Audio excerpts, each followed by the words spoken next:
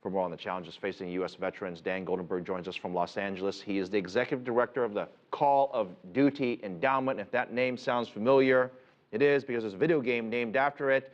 Tell me a little bit about your foundation. How did it become about, and what relationship does it have with the video game? Well, thanks, Phil. I really appreciate that and the opportunity to come speak with you about it. The Call of Duty Endowment was founded 4 years ago by Bobby Kotick, the CEO of Activision Blizzard, when he saw a need to help returning veterans reintegrate into society through meaningful careers. The company, Activision Blizzard, largely funds all the efforts of the endowment. And what the endowment does is it scours the landscape of nonprofits focused on helping veterans find great careers. And when we find them, we fund them, and we help them grow. First of all, thank you for the work that you're doing. Anytime that you're helping people who serve their country come back into private life, I think that is a very admirable impact that you're making on people's lives. I talked earlier about the disabilities.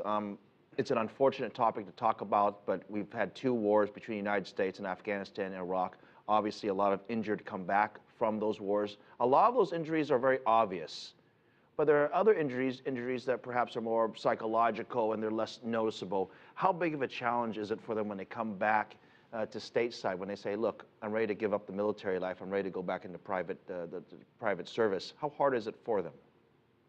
Right, Phil. Well, first, the point you raise about elements like post-traumatic stress or traumatic brain injuries is worth discussing.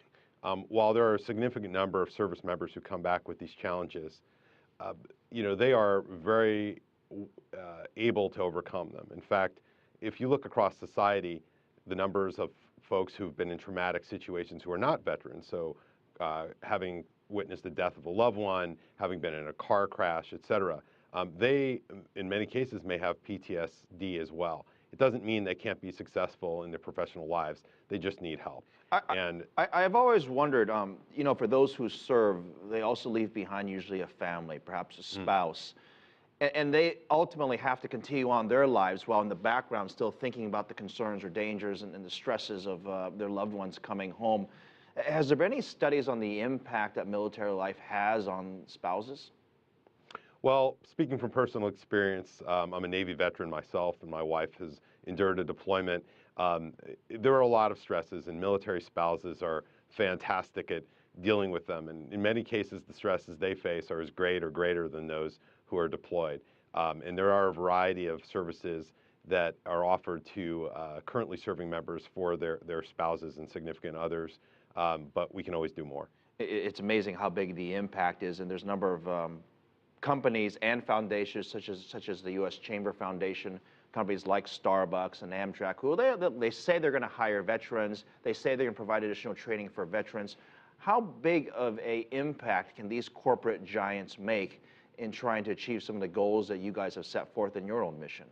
Right, Phil. Well, I think we have to take a step back and realize this is both a supply and a demand challenge. And what I mean by that is, on the supply side, it's about making sure veterans are prepared to be effective in the job market. And on the demand side, it's ensuring companies are receptive to hiring veterans. So we have work to do on both fronts. The Call of Duty Endowment focuses on identifying the best, most efficient and effective nonprofits at addressing that supply side, at preparing veterans for the job market. But on the corporate side, I think many big corporations, such as the ones you mentioned, are doing really wonderful things to try to encourage the hiring of vets. But ultimately, even if the CEO, even if the head of HR, even if the recruiters are doing the right things, there's still a hiring manager who, at the end of the day, a line manager who has to say, yes, I want to hire this veteran. And when they're experienced... I want to go deeper into this. Sure. Let me start with the veterans. First of all, what is their biggest challenge in sort of getting out there and socializing and trying to talk to HR recruiters? What's their greatest challenge they have to overcome? Absolutely the hardest thing for a veteran, especially a new veteran, as you honed in on the youngest veterans, those is age 20 to 29, they're the ones who are 70 to 80% more likely to be unemployed than their civilian peers. The biggest challenge for them is to start talking about themselves. In the military, we're taught to talk about our teams. It's a we and a they, not an I or a me. So going into an interview, creating a resume, it's really difficult for them to talk about their accomplishments as individuals. And Very, that's very quickly, literally the biggest challenge. very quickly, the same question, but for the HR professionals. What's the greatest issue to get companies and employers to get on board and be open-minded about hiring veterans? Absolutely. It's getting hiring managers to look at that resume and say, yes, this person looks a little different than what we're used to, but they have amazing skills in leadership, resiliency, hard work, and trust that can be huge assets to our Dan company. Goldenberg, thank you very much, Executive Director, Action Vision's Call of Duty. Thank you again for your service.